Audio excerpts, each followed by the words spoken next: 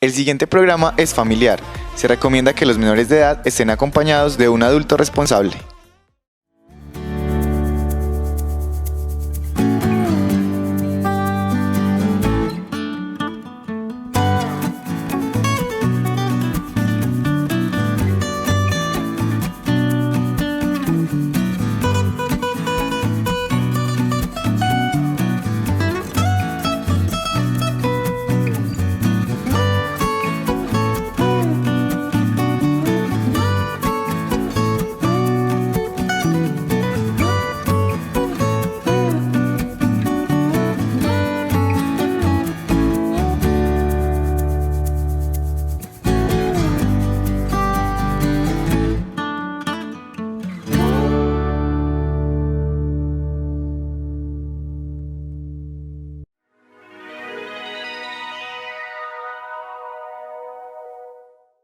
Debido a la pandemia por el COVID-19 se presenta mucha información en los diferentes medios de comunicación. Esto puede generar ansiedad, estrés u otros sentimientos que pueden desencadenar o llegar a problemas de salud mental. Hoy precisamente nos acompaña Kelly Hoyos, ella es psicóloga de la ESO Hospital Gabriel Peláez Montoya y nos va a dar algunos tipsitos para controlar esta situación en casa y sobre todo mantener una salud mental. Bienvenida. Gracias, Cristina, por la invitación al programa, por la oportunidad de estar aquí compartiendo con todos ustedes. Un saludo muy especial. Esperamos que lo que hablemos o podamos abordar el día de hoy puedan tomar algunas cositas de allí y ponerlas en práctica en sus casas y con sus familias. Bueno, entonces iniciemos contándole a las familias jardineñas qué es salud mental. Bueno, vamos a tratar de entender básicamente lo que es la salud mental sin irnos a conceptos pues muy complejos para que de pronto quede un poquito más clara la información. La salud mental la podemos entender como un estado dinámico. Siempre hago ese énfasis en el dinámico porque es algo cambiante y que cambia de acuerdo a una cantidad de circunstancias que están allí implícitas. Entonces es un estado dinámico de bienestar en el que las personas podemos estar en la capacidad de desarrollar nuestros propios recursos para desempeñarnos y desenvolvernos en nuestra vida y además disfrutar de las circunstancias y las condiciones que se nos presenten. Entonces, normalmente cuando hablamos de salud mental estamos hablando también de un tema que está relacionado con lo que sentimos, con lo que hacemos y con lo que pensamos. Bueno, entonces, ¿qué efectos puede generar esa situación del COVID-19 en la salud mental? ¿Cuáles son esas consecuencias? Bueno, como les estaba mencionando, la salud mental tiene una cantidad de cuestiones implícitas, ¿cierto? Hablamos de temas sociales involucrados, hablamos de dinámicas relacionales, hablamos de procesos de pensamiento, una cantidad de cosas, ¿cierto? Y hablamos también de situaciones externas que pueden interferir en lo que, digamos, podemos considerar como salud mental y en nuestro bienestar individual. Entonces, actualmente, cuando hablamos de la pandemia, cuando hablamos del coronavirus, estamos hablando de una situación externa que de alguna manera nos está poniendo en una situación de amenaza o peligro, ¿cierto? A nivel individual, a nivel familiar, a nivel colectivo incluso. Entonces, al mencionar estos puntos, diremos, listo, yo no puedo pasar desapercibido con una situación que me pone en peligro, ¿cierto? Entonces, eso va a generar una serie de reacciones con que van a estar relacionadas con lo que pensamos, con lo que sentimos y con lo que hacemos, ¿cierto? Entonces, indiscutiblemente, estos cambios en las dinámicas sociales, económicas, académicas, familiares, etcétera, la situación incluso de tenernos que quedar en casa y dejar de compartir socialmente, eso va a generar ciertos sentimientos, emociones, que algunos las pueden denominar como negativos. Vamos a tratar de trabajarlas como emociones humanas simplemente, sin ponerle un calificativo negativo o no, sino emociones y reacciones humanas que sí van a generar un impacto.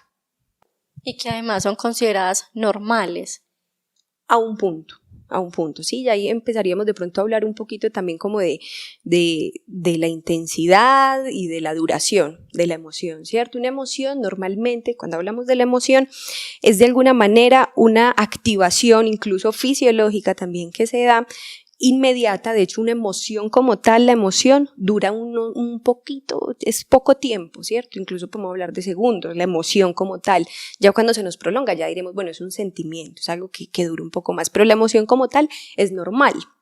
Es como si pasara aquí un tigre o un león y yo, bueno, no pasa nada. pues es un tigre, ¿cierto? Y yo acá aún sabiendo que estoy en peligro, que el tigre de pronto me puede atacar, entonces lo más normal es que yo sienta miedo y que necesite huir de esa situación que se está presentando. Entonces algo así ocurre con esto, ¿cierto? Hablamos de un hecho real, de una situación que nos pone en peligro, pero que también, digamos, tenemos que tomar ciertas actuaciones y esa emoción nos va a ayudar a tomar esas medidas.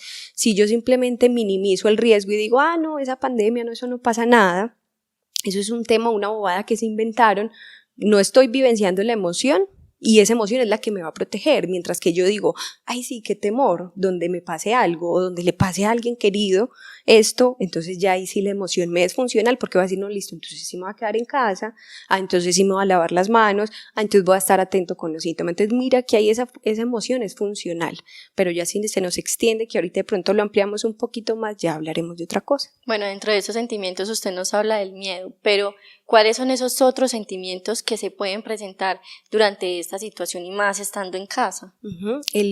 Digamos que pueden aparecer una cantidad de cosas, ¿cierto? Que las podemos incluir como entre emociones, sentimientos y estados, ¿sí? Un estado ya es algo mucho más prolongado, ¿sí? El sentimiento es algo que también permanece en el tiempo, la emoción es algo más inmediato. Entonces, estas cuestiones que pueden aparecer, ¿cuáles son? Sentirme triste, ¿cierto? A veces desmotivado, decir, bueno, pero ¿por qué está pasando todo esto, ¿cierto? La incertidumbre de decir, ¿y entonces qué se viene? ¿Y cómo terminará todo esto? Pueden aparecer estados de ansiedad, ¿cierto? Pueden aparecer cambios en los patrones de sueño. Pueden aparecer cambios en los patrones de alimentación. Entonces, en general, normalmente son la presencia como esos sentimientos, emociones que nos incomodan, ¿cierto? Que no es la felicidad, que no es la alegría, sino es algo que nos genera un malestar y que nos incomoda, y esos, digamos, esos sentimientos y emociones pueden estar presentes y esperamos que estén presentes para poder tomar las medidas. Bueno, vamos a continuar entonces con este tema con la psicóloga del hospital, pero vamos primero a hacer una pequeña pausa y ya regresamos.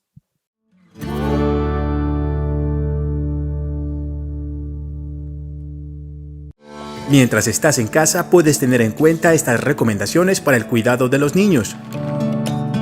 Ayúdalos a encontrar maneras positivas de expresar sus sentimientos como el temor o la tristeza. El juego y el dibujo pueden hacerlo más fácil. Habla con ellos de forma franca sobre el COVID-19. Resolver sus dudas puede disminuir la ansiedad. Organiza actividades y rutinas. Si tienes que dejarlos con otra persona, asegúrate de que sea un buen cuidador y mantén comunicación constante. Tu salud y la de los demás son un compromiso de todos.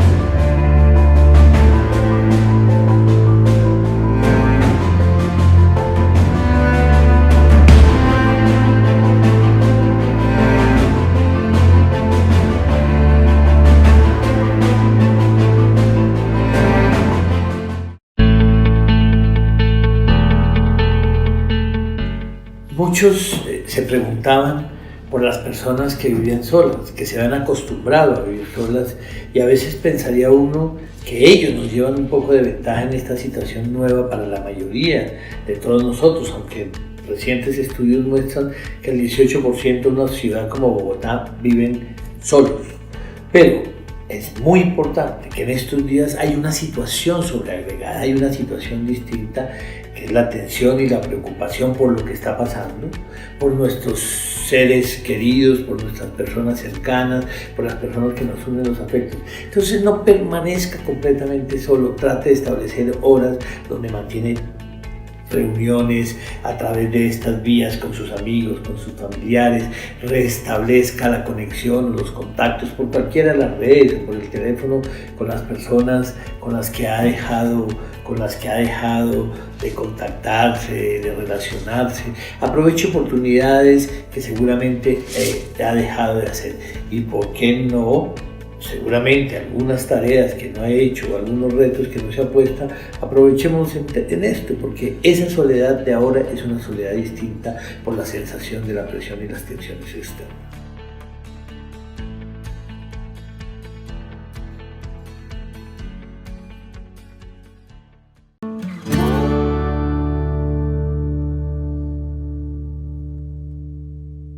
Bueno, después de conocer estas emociones, ¿cómo podemos empezar a controlarlas? Bueno, un primer punto es reconocerlas, ¿sí? No podemos, digamos, minimizarlas o taparlas o decir que no existen. Tengo miedo, ¿cierto? Y ese es un primer punto que a veces se nos olvida un poquito como reconocer, porque como seres humanos, lo que nos genere de pronto como un poquito de malestar o displacer, inmediatamente tendemos como a ignorarlo o a quitarlo de encima, no es decir, tengo miedo, bueno, reconocer por qué es que tengo ese miedo, es que... Y acá es importante particularizar la emoción, particularizar. ¿Por qué particularizar? Porque estamos hablando de que todos podemos sentir miedo, pero entonces Cristina, ¿cómo siente ese miedo? Kelly, ¿cómo siente ese miedo? Y ustedes, ¿cómo sienten ese miedo? ¿Cierto? ¿Y es un miedo a qué? Entonces empezar a describir, listo, es que yo tengo miedo porque mira que en la parte laboral pasa esto, entonces, o sea, empezar como a permitirnos sentir ese miedo, pero siempre vamos a tratar de interponerle una acción o digamos entre comillas una solución a esos pensamientos asociados a ese miedo o a ese temor que puede aparecer, ¿cierto? Entonces reconocer la emoción. Otro punto importante es hablar de la emoción. Entonces yo la reconozco, yo la pienso, pero si todo el día estoy pensando y dándole vueltas a lo mismo, ya voy a caer en un estado de ansiedad que me puede generar problemas en mi salud. Entonces es mejor destinar de pronto como unos espacios del día, listo, mi miedo es por esto, mi preocupación, me siento triste por esto, la describo y es importante poderla compartir con otros. Aquí hay que acudir de pronto como a personas, obviamente que sean de confianza y que les podamos expresar claramente eso que estamos sintiendo, porque uno no se alcanza a imaginar, pero por lo menos poner en palabras eso que estamos sintiendo sí tiene un efecto en nuestra salud, ¿sí? Muchas personas lo describen como, yo hablé de esto y sentí como una descarga o sentí que me quité un peso de encima. Y uno sabe que de pronto al hablarlo solamente no se va a resolver, pero por lo menos se está bordeando. Con la palabra, se está, digamos, concretando en la palabra y eso nos permite atenuar un poquito la situación. Identificar también aquellos momentos en los que esas emociones se nos presentan y cómo las estamos expresando y dónde las estoy sintiendo en mi cuerpo. Entonces muchas personas podrán decir, cuando yo estoy ansioso, cuando estoy triste, entonces empiezo a sentir algo acá como en la boca del estómago o algo como que en el pecho o empiezo a sudar. ¿Dónde estoy, digamos, localizando de alguna manera esa emoción y también cómo la estoy exteriorizando? Porque muchas veces no nos damos cuenta, y aquí hay un tema muy particular con las emociones o los sentimientos o los pensamientos incluso, y es que ellos a veces se camuflan. Sí, entonces una persona que pueda estar atravesando, por ejemplo, incluso con un trastorno depresivo o algo parecido, puede estar muy irritable, ¿sí? Y no está diciendo es que estoy triste, es que estoy aburrido, es que estoy preocupado. Manifiestan esas emociones a través de la irritabilidad. Entonces gritan por todo, alegan por todo, no quieren saber de nada. Y en esta época nos puede pasar. Si estamos encerrados con la familia todo el tiempo, nos podemos tornar muy irritables.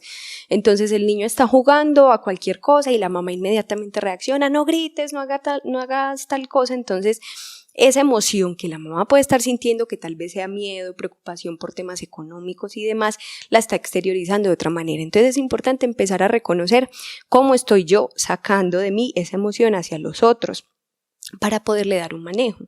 Porque yo no simplemente puedo justificar de pronto un maltrato a otra persona diciendo, es que no importa, es que estoy preocupado y te puedo agredir por eso. No, es decir, si tengo ese impulso a veces de reaccionar, a veces incluso de acabar con el otro entre comillas, entonces reconozco, ¿será que de pronto es que toda esta situación me ha tenido muy preocupada y realmente es una emoción que está ahí presente por esa misma preocupación, pero que no está dirigida realmente a los niños, ¿cierto? Entonces, esos son como unos puntos fundamentales para ese manejo emocional.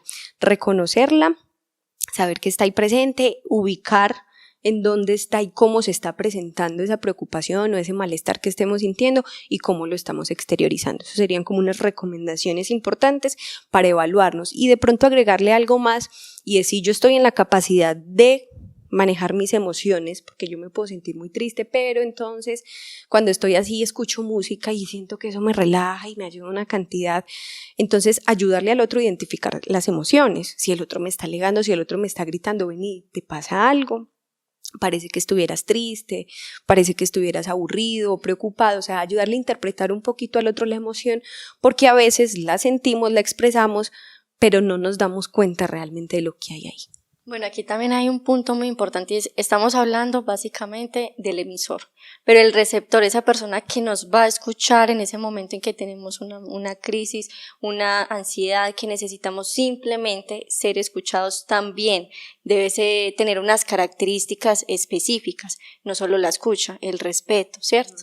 Exacto, y digamos como la empatía también con el otro, porque esa empatía me va a ayudar a entender que el otro sufre desde su particularidad, porque tú me puedes decir, manifestar una preocupación y yo decirte, por esa bobada estás preocupada, no te preocupes que eso no da, no, es más bien, bueno, yo comprendo que estés así, seguro te preocupa mucho este tema económico o la situación de tu familia o no poder ver a tu familia, yo entiendo, ¿cierto? Una escucha más empática. Esta es una parte importante porque no es escuchar porque sí y minimizar al otro porque puede hacerlo sentir peor o más culpable. Entonces, escuchar atentamente, incluso en la escucha empática, se recomienda mucho esa escucha, ¿cierto?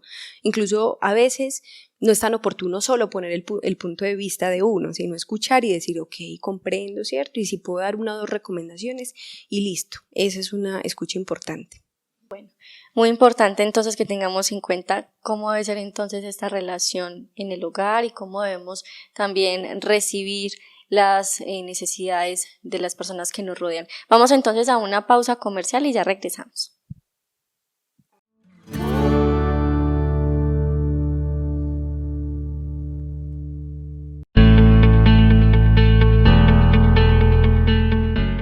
No hay reto mayor para una pareja joven, mayor, nueva, con tiempo, que volver a encontrarse. Lo primero, y quizás es algo que seguramente lo han oído en diferentes lugares, es eviten las escaladas de los conflictos. No es el momento de encontrar soluciones a los problemas anteriores. No es el momento de volver a intentar resolver el problema que desde hace un mes, un año, 10 años no se ha resuelto, porque esto generalmente aumenta la intensidad del conflicto y va a traer dificultades. Pero obviamente, y además, es un momento donde la vida de pareja puede descubrir muchas cosas, absorber algunas dudas que se tenían, compartir experiencias previas, pero también tener la claridad sobre los espacios de cada uno. Así como están juntos, como están acompañándose, también es importante tener cada uno sus espacios propios, sus espacios de sus silencios y sus pausas reflexivas y sus reflexiones profundas que le van a permitir encontrarse más consigo mismo.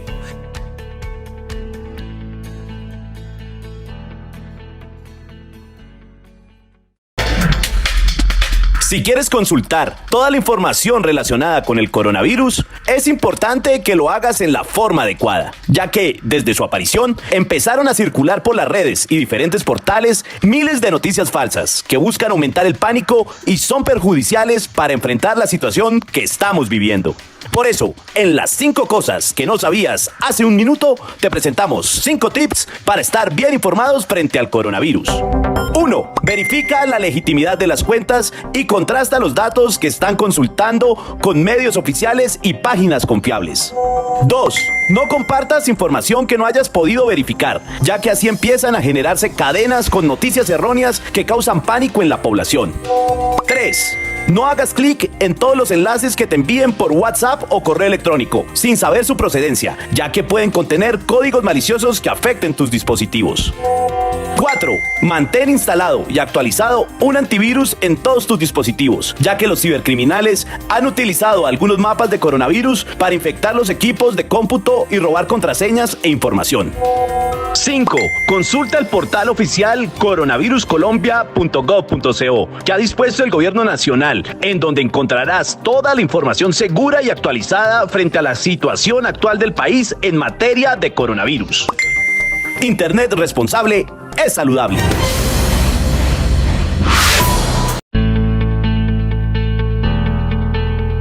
Con los niños sucede una situación particular. Los niños no entienden con la lógica formal. Con los niños no es una discusión, no es una actividad académica. Con los niños que necesitan un proceso distinto, y para ese proceso distinto se requiere ser creativos.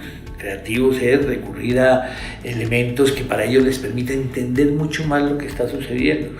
Primero, saber por qué este cambio tan brusco en su funcionamiento y en su patrón de vida.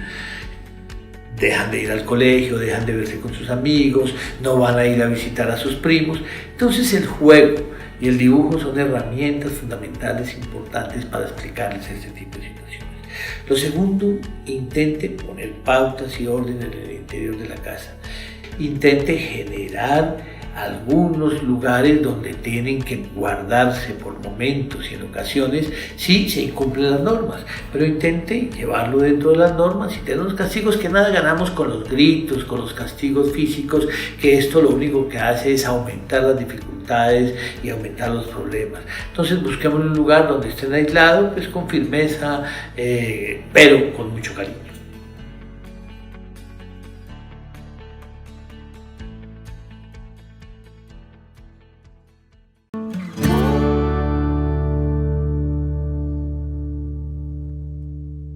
Televidentes, gracias por continuar conectados a Conversemos de Todo. Bueno, ahora hablemos un poco de cómo es esa diferencia de los sentimientos que pueden expresar o sentir los adultos y los niños.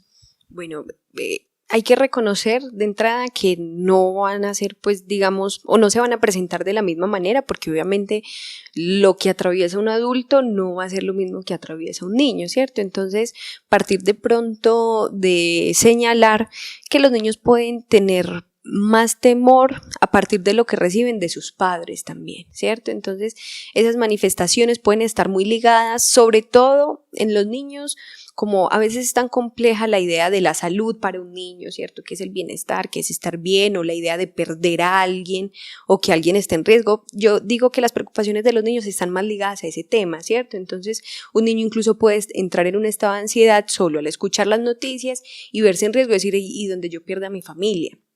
O donde yo pierda este vínculo tan importante con mis familiares. Entonces, en los niños la emoción se va a presentar de una manera muy particular y es que no va a ser tan directa, ¿cierto? Va a ser difícil que un niño de entrada te diga es que estoy triste, o es que estoy con miedo, o es que estoy preocupado. Los niños lo actúan, ¿sí? Entonces el niño se va a poner muy irritable. El niño o va a llorar, o va a reaccionar, o lo vas a ver que de pronto esté más calladito, ¿cierto? O que esté con muchas preguntas, ¿y qué pasa aquí? ¿Y si pasa esto y aquello? Entonces acá es recomendable para los adultos y para los papás darle un abordaje muy puntual al tema de la información que les estamos brindando. Yo creería que no es tan aconsejable que un niño se siente a ver noticias. Sí, porque al niño sí le debemos decir sí hay un riesgo, sí hay un peligro, pero nos tenemos que cuidar y estas son las formas de cuidarnos. Mientras que lo que nos va ingresando por las noticias o los medios de comunicación no van a tener como ese filtro de esta información se la estoy transmitiendo a un niño, no, se la estoy transmitiendo a la población en general. Entonces no voy a tener como una discriminación en esos aspectos. Es importante que en la casa se le dé un manejo a esa información. Sentarnos con los niños, hacer un dibujo, por ejemplo, qué es el coronavirus y vamos a investigar. Y vamos a dibujarlos y vamos a dibujar qué nos asusta, qué nos preocupa, pero también cómo nos podemos cuidar y llevarlos mucho a través del juego. Entonces vamos a jugar y en cada juego nos vamos a lavar las manos y en cada actividad. Entonces si alguien salió a comprar el mercado, por ejemplo, y llegó a la casa, que el niño también oriente a la persona, recuerda que tienes que tomar unas medidas. Entonces acompañar siempre ese abordaje del tema con los niños, acompañarlo de esa acción que vamos a implementar. Si yo solo le digo al niño es que estamos en un riesgo y ante un peligro enorme y yo me muestro con un miedo, muchísimo miedo, el niño no va a recibir más que miedo y no va a expresar más que miedo. Entonces, como adultos sí le vamos a decir, si pasa esto, ocurre esto, pero para cuidarnos vamos a hacer esto otro. Siempre interponerle esa posible solución que vamos a tener.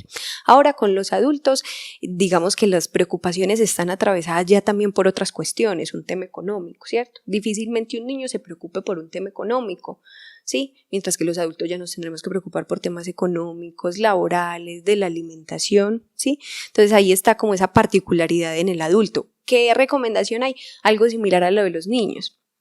Tengo preocupación por esto y aquello, ¿qué posibles soluciones voy a plantear para resolverlas? Bueno, ¿qué otras recomendaciones se pueden tener en cuenta en casa durante este encierro? Si hay actividades específicas, por ejemplo, como lo que hablábamos con los niños, también para que se practique de manera familiar.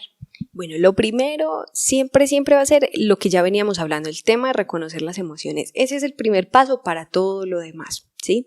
Ahora, ¿qué debemos tener en cuenta? Como las características que esta cuarentena nos está llevando a vivir, ¿cierto? Y es que estamos demasiado tiempo en casa todos juntos y eso se presta para muchísimas cosas, problemas en la comunicación, si ya habían problemas familiares pues se pueden intensificar, ¿cierto?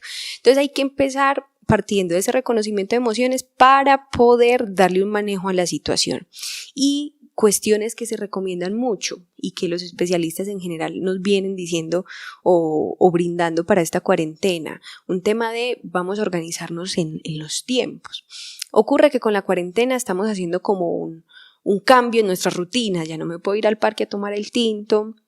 Ya no puedo salir por ahí a hacer cualquier otra cosa, ya no voy a ir a la escuela de música, es decir, nuestras rutinas están cambiando y desprendernos totalmente de esas rutinas nos puede generar un impacto fuerte en nuestra salud mental, porque de alguna manera esas rutinas, ese contacto social, ir a la clase de música, ir a la clase de pintura, nos está ayudando a canalizar nuestras emociones. Si nosotros simplemente las retiramos, ¿por dónde van a salir esas emociones o por dónde las vamos a expresar? Entonces este es un punto importante. En casa debo procurar mantener unas rutinas. No va a ser igual que antes porque es imposible, pero ¿cómo las puedo sostener en casa? ¿Sí? Por ejemplo, rutinas que nos lleven a momentos de estudio porque es necesario, pero no todo el tiempo, ¿cierto? Rutinas que nos permitan, por ejemplo, con los niños, unos tiempos de juego y juego libre.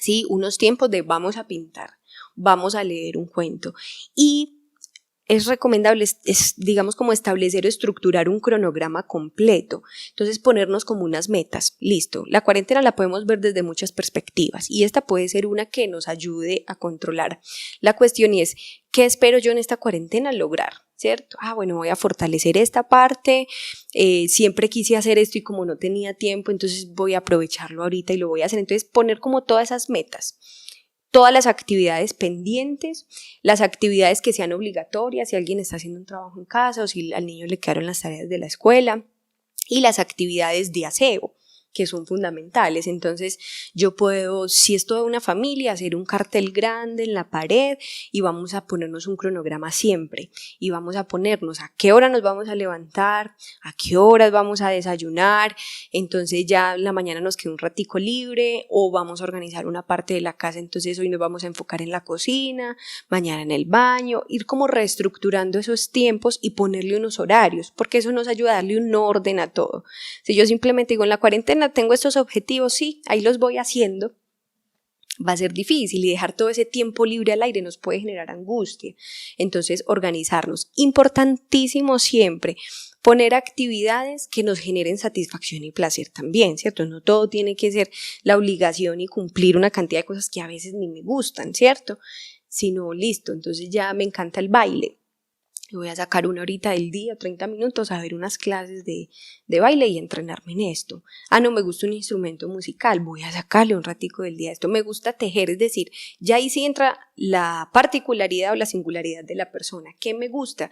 Y por eso es recomendable hacer un cronograma familiar con unas cuestiones básicas, horas del alimento, horas del sueño, horas del baño, horas del aseo, ¿cierto? Pero también permitir un cronograma individual, porque no todos en la casa somos iguales y no a todos nos gusta lo mismo. Entonces, y también no solo porque nos guste o no, sino que el niño no tendrá las mismas responsabilidades del adulto. Entonces, que cada uno ya también tenga unas horas del día específicas en las que va a realizar ciertas actividades. Otra recomendación importante está el tema de manejar el flujo de información que recibimos.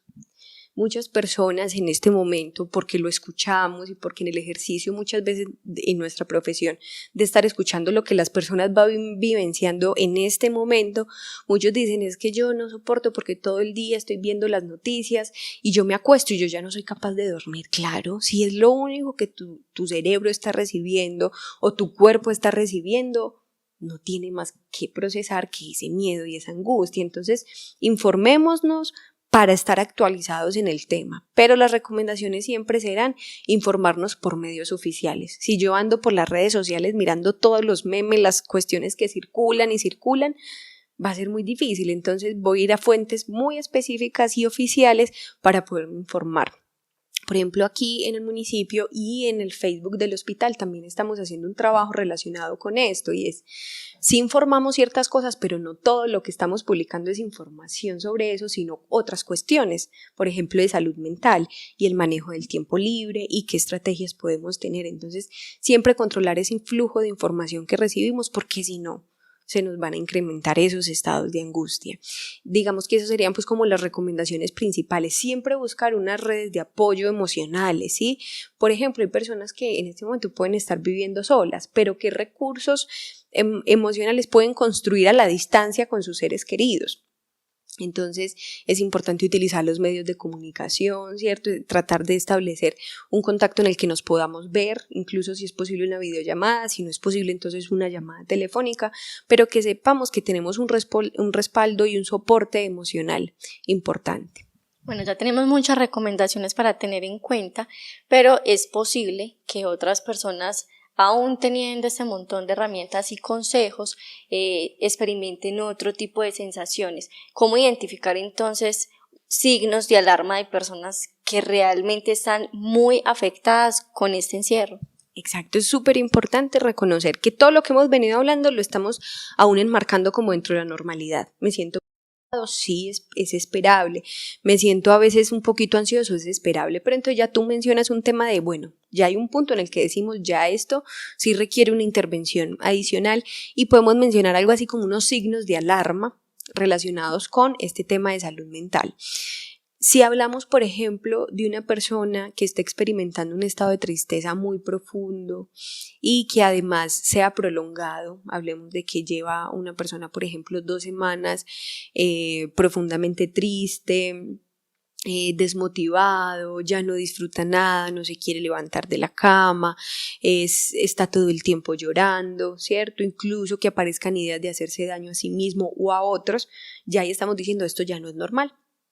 Quiere decir, esa emoción que debió aparecer se nos extendió por diferentes cuestiones psicológicas que nos atraviesan, entonces ya debemos hacer una intervención diferente. Entonces, hablemos de, como en general, de estados de ansiedad, ¿sí? De estados de depresión, que siempre van a tener ese criterio de intensidad y duración. Es decir, intenso, ¿a qué me refiero con intenso? Que la persona sienta que ya no es capaz de controlarlo. Porque yo puedo decir, yo me siento hoy muy triste porque me preocupé, pero bueno, pues las cosas pasan. Pero si una persona dice, yo estoy tan profundamente triste que siento que ya incluso mi vida no va para más y que no tengo esperanzas de nada, ya ahí se nos está ubicando este tema de otro lado. Otra cuestión que debemos tener presente es personas que ya hayan tenido un diagnóstico de depresión, de ansiedad, de trastorno afectivo bipolar, de una psicosis, hablemos de esquizofrenia, por ejemplo, son personas a las que les debemos prestar más atención, porque en este momento se pueden exacerbar o intensificar esos síntomas que ya tenían. Con estas personas es súper importante mantener el tratamiento que ellos tuvieran, ¿cierto? Si venían tomando algún medicamento de la línea que sea, un antidepresivo, un antipsicótico, lo que sea, hay que tratar de darle continuidad a ese tratamiento, es importantísimo. Si empezamos a notar que se empiezan a exacerbar, a intensificar demasiado esos síntomas, entonces ya tenemos que consultar nuevamente, bien sea al hospital o al servicio de urgencia. Si ya estamos hablando de un riesgo suicida, por ejemplo, tenemos que consultar para que entonces digamos como que activemos los mecanismos que tenemos en salud mental para que se reevalúe si es necesario un ajuste del tratamiento y también si es necesario un acompañamiento por psicología. Entonces esos son como los signos, ¿cierto? Intensidad, duración y que la persona sienta que no es capaz de darle un manejo a eso que está sintiendo o pensando. Ahora estamos hablando de la importancia de reconocer esa situación y los sentimientos, pero también es importante que la gente conozca que en el municipio hay una red de apoyo, que hay un profesional capacitado, un equipo profesional que está a la espera para escucharlos, que tienen unas líneas de atención, que van a estar ahí esperando para el momento en que requieran ser escuchados. Exacto, en el municipio ya desde hace un tiempo venimos trabajando con la Mesa de Salud Mental y un comité psicosocial, ¿sí? Y allí estamos profesionales, psicólogos y trabajadores sociales trabajando en este comité y pensando en estrategias también de difusión y de temas más de salud pública en este momento, pero también un equipo de profesionales en psicología estamos disponibles para realizar una atención o como una primera intervención en crisis, llamémoslo así, crisis psicológicas, porque es una línea solo para la parte de crisis psicológicas, en la que vamos a tratar como de, primero pues ofrecerle una escucha a la persona para tratar de buscar herramientas para un abordaje, digamos, inicial en ese tema. Entonces, en este momento somos 6 profesionales en psicología que estamos disponibles, habilitamos una línea, no sé si de pronto pues la podemos dar en este momento. Claro. El número telefónico es 320-430-2264. Este número, es una línea telefónica, ustedes se contactan, llaman a la línea, manifiestan qué está ocurriendo, el motivo por el que solicitan una asesoría o una atención y ya nosotros internamente tomamos el dato y el profesional que esté disponible en el momento se va a contactar con la persona, ¿cierto? Entonces es una línea que debemos aprovechar mucho, ¿cierto? Porque hay cuestiones que nos invaden y que solo con el hecho de negarlas no van a pasar. Hay que reconocerlas y hay que decir, voy a tratar de buscar ese soporte emocional que de pronto no tengo inmediatamente, porque muchos pueden decir, estoy triste, pero cuando hablo con mi familia me tranquilizo, o cuando hablo con mis amigos, pero hay personas a las que o por un lado no tienen esos soportes emocionales y familiares y sociales, o que de pronto si los tienen, consideran que ya la intensidad de lo que sienten es tanto que ya no es suficiente. Entonces hay que acudir a este equipo de profesionales, además porque allí evaluamos cuestiones que estén ocurriendo y ya diremos, no, hay que activar por urgencias, hay que hacer una urgencia presencial. Entonces valoramos un poquito la situación y tratamos incluso de darle un seguimiento a esas personas que están atravesando por estas situaciones. Sin embargo, hay que mencionar que hay cuestiones que hay que atender desde otro punto, ¿cierto? Cuestiones de violencia intrafamiliar, cuestiones de violencias sexuales, cuestiones de intento suicida, eso siempre va a ser una urgencia y siempre se van a atender en urgencias en el hospital. Es decir, hay cuestiones que no pueden parar, pero por lo demás sí podemos acudir a la línea y ojalá realmente le demos el valor que esta línea merece, porque es importante que nos puedan escuchar. ¿Y en qué horario darán respuesta en esta línea? Exacto, los horarios de atención son todos los días, de lunes a domingos, tenemos la línea activa, los horarios de atención son de 8 a 12 y de 1 a 5 de la tarde, ¿cierto? Son como los espacios habilitados para las atenciones. Bueno, debido a esta situación, ¿cómo viene funcionando entonces el servicio de psicología en el hospital? Bueno, estamos tratando de hacer como las atenciones que resulten prioritarias, ¿cierto? Que sean pacientes que de pronto tengan algún tipo de diagnóstico de un trastorno afectivo, que ahí hablamos de los trastornos afectivo bipolar y de la depresión, ¿cierto? Y trastornos de ansiedad o esquizofrenia que ya vinieran, por ejemplo, en un proceso. La idea es, si se están intensificando los síntomas o si la situación los está afectando demasiado, que se comuniquen a la línea de atención habitual del hospital para solicitar el seguimiento por psicología. Allí dejan los daticos y ya yo estaré como revisando los casitos que se presenten para poderles dar continuidad.